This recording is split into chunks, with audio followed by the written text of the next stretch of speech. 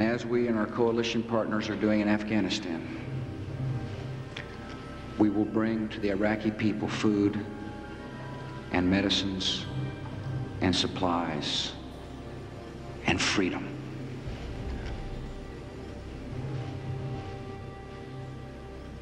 So I believe that this is a fight for freedom.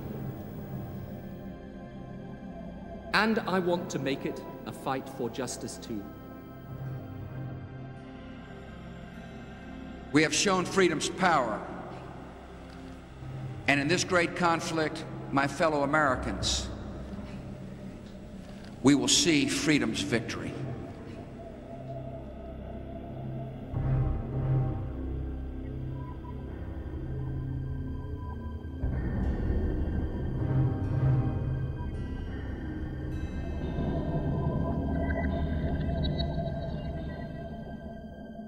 September the 11th, 2001 dominates almost everything we watch, read and hear.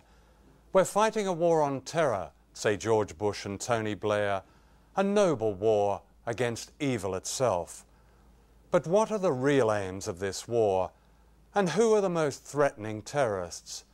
Indeed, who is responsible for far greater acts of violence than those committed by the fanatics of Al-Qaeda, crimes that have claimed many more lives than September the 11th, and always in poor, devastated, faraway places from Latin America to Southeast Asia? The answer to these questions is to be found here in the United States, where those now in power speak openly of their conquests and of endless war.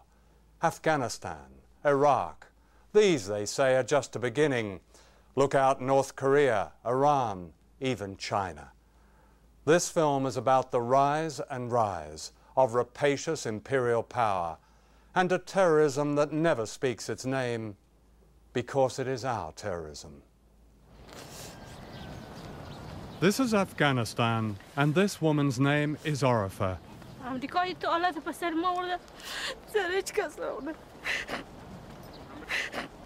In October 2001, an American plane dropped a 500-pound bomb on her mud and stone house.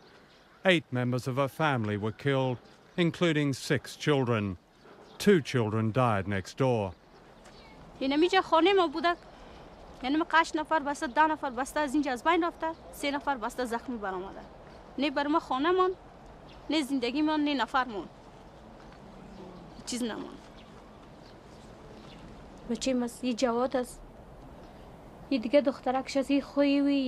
یک آدم است. یه از بین رفته، یه از بین رفته. این دخترک اینجا که سیر میکنه، یه از بین رفته. این دخترای جوان از بین رفته. این شوهر ماستم. باز آمدم که برای صورت ازی سعی کردم که بسته روی ازی بسته نمیستر کله ازی بخی پوچک شده، یکی سینهش یکی تیکه پارچه شده، دستش یکدم تیکه تیکه شده. بچه خود ما رو میبینی کل ازی بستم تو دم کرده پوچی کرده. دخترها یکیش این دختر بسته سوخته بود.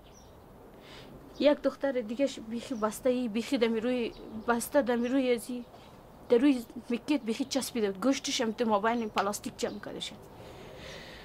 این دخترک گردنش بسته سرش نبوده. هم باقم بسته صورت تخته پشتش رفته بود، صورتش معلوم میشده. Afghanistan was claimed as the first victory in America's war on terror against Islamic fundamentalists known as Al-Qaeda, the group responsible for the attacks of September the 11th. The Taliban regime in Afghanistan had given Osama bin Laden a base, but bin Laden and the Taliban leader were never caught. Instead, more than 3,000 innocent people were bombed to death. That's more than were killed on September the 11th.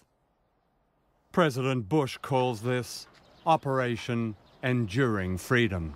امریکا در چی حالت چی روز بر ما ورده خانه منم از بین برده نفر ما کل بسته کل زندگی من از بین برده چی کنیم این حالت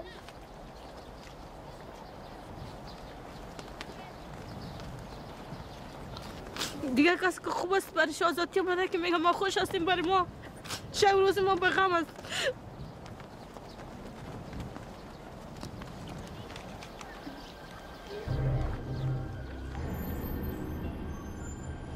a world away in New York.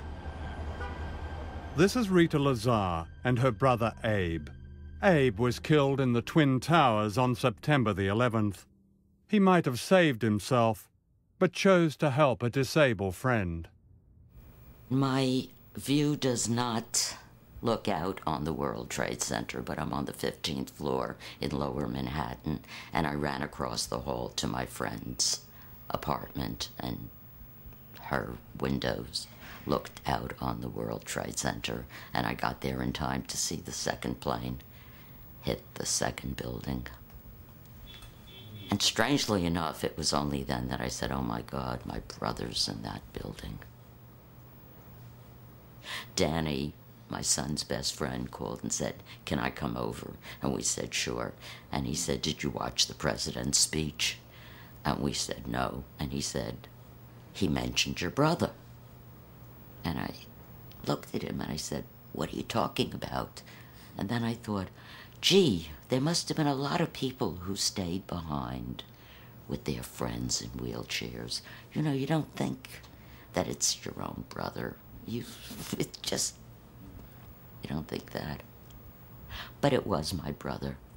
And immediately I knew that my country was going to use my brother's death to justify killing innocent people in Afghanistan and wherever else they would look. Rita decided to go to Afghanistan to comfort the victims of the American bombing. She met Orifa and took her to the American embassy in Kabul to seek compensation for the killing of her family. I'll tell you about Orifa. She had taken a translated description of what had happened to her and her family to the American embassy to ask for help, and had been turned away and told, go away, you're a beggar. The oppressed people of Afghanistan will know the generosity of America and our allies. As we strike military targets, we will also drop food, medicine, and supplies to the starving and suffering men and women and children of Afghanistan. I've spent much of my life in places of upheaval, but I've rarely seen such a bombed and blasted and ruined city as Kabul. Most of the damage was done not by the Taliban, but by the Afghan warlords backed and trained and funded by America for more than 20 years. The same warlords who have been effectively put back into power by George Bush. Omar Zakawal is a government official in Kabul. Well, 20% is about 300 million. 300 million? You're meant to rebuild the country, basically, with 300 million. Oh, no. The government does not have its own resources for the ordinary budget. The 300 million become salaries and electricity and those. No, those are not for reconstruction. That sounds like you're left with almost nothing then. The government has no money for reconstruction, period.